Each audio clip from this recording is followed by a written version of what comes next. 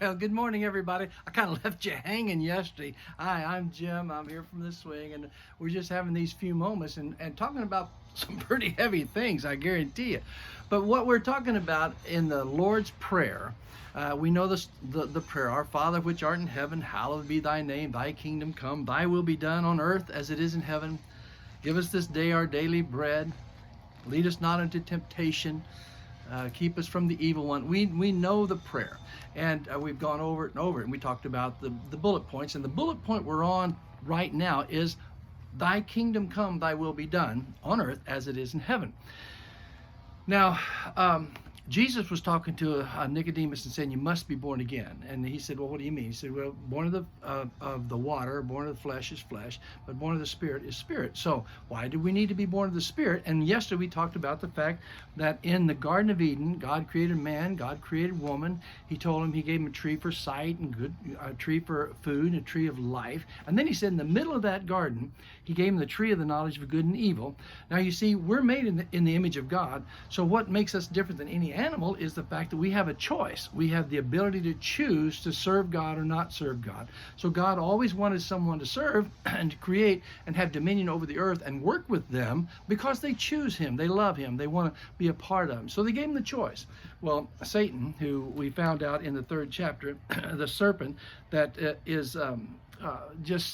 he deceived. He's a deceiver. And he came along and he deceived them into saying, look, God doesn't want you to eat of the tree of the knowledge of good and evil, because if you do, you'll know what's good, and you'll just be as God. And he's doing the same thing today. It's the same trick. He just can't even get a new trick. He just says to people, he says, you don't have to wait. You don't have to wait for this or wait for that. You don't have to follow God's rule. You don't have to go by the revelation of God. It's like you can buy that new car, but you don't have to worry about putting oil in it. You're free. You don't have to go to the manual and find out how to take care of a car. You're free. Do what you want to do. Well, what happened was, in the car, if you don't put oil, if you don't do what the manual says, that beautiful thing is going to break down on you. And how many times Satan has tricked man to say, you don't need the revelation of God. You just do your own thing and you'll be free. Well, man did. How's it working for us? Man has done its own thing, and look what's happened to mankind. And look what happened to, you see, when they ate of the knowledge of the tree of the knowledge of good and evil, all of a sudden they died. Now, they didn't die physically. Now, here's the thing. Man is a 3-point being. He's spirit, he's soul, and he's body. That's what God created. Spirit, soul, and body. Now, the spirit is in relationship with God. We were born that way. We walked with God. He had plans for each of his creation.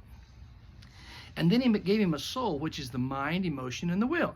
As a man thinketh, so is he. And then his mind, his emotion, we feel things, and his will is the ability to make a choice. So he had the soul. And then the body was to carry the soul and the Spirit of God wherever, to be a revelation of God's grace and mercy as God deals with man in his mind, emotion, and will. And the body carries, it's just to be the vehicle that carries the very purposes of God.